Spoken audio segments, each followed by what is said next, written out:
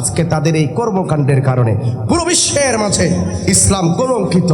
আজকে আমাদেরকে জঙ্গিবাদী আখ্যা দেয়। আমাদের মুখে দাঁড়িয়ে দেখলে, আমাদের মাথায় পাগড়ি দেখলে, আমাদের গায়ে জুব্বা দেখলে আমাদেরকে বলে জঙ্গি।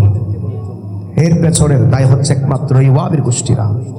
কালকে দেখলাম কুমিল্লার মধ্যে 4টি মাজারের মধ্যে তারা হামলা চালিয়েছে, আগুন ধরিয়ে দিয়েছে। নাউজুবিল্লাহ কইতেন না? এটা কি ইসলাম? এই ইসলাম? এটা কোন ইসলাম কায়েম করতে চাও? এই মাজারওয়ালারাই ইসলাম এনেছে এই বাংলার জমিনে। আওয়াজ নাই আপনাদের? এই মাজারওয়ালারা ইসলাম এনেছে, তোদের বাপ দাদারা ইসলাম আনে নাই। এই মাজারওয়ালারা যদি না আসতো তাহলে তোমরা কালমা পেতে না।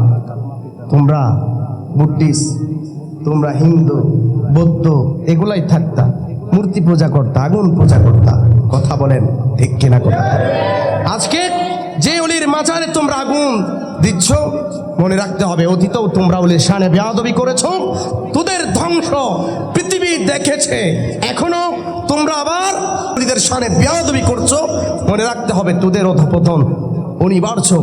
অচিরেই তোদের অধঃপতন হবে, পুরো জাতি এই দৃশ্য দেখবে। কথা বলেন ঠিক কিনা? মাজারের মধ্যে যদি কোনো সমস্যা হয়, এটা বসে সমাধান করতে হবে। মারামারির নাম ইসলাম নয়, শান্তির নাম হচ্ছে ইসলাম। ঠিক কিনা?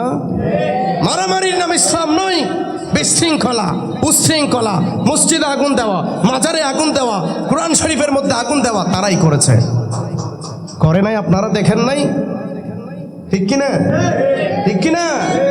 মসজিদে আগুন পর্যন্ত দিয়েছে, মসজিদের মেম্বার পর্যন্ত তাদের কাছ থেকে নিরাপদ ছিল না। আমার ভাইয়েরা, আবার তারা নাকি ইসলাম কায়েম করবে, ইসলাম প্রতিষ্ঠা করবে এই দেশের মধ্যে।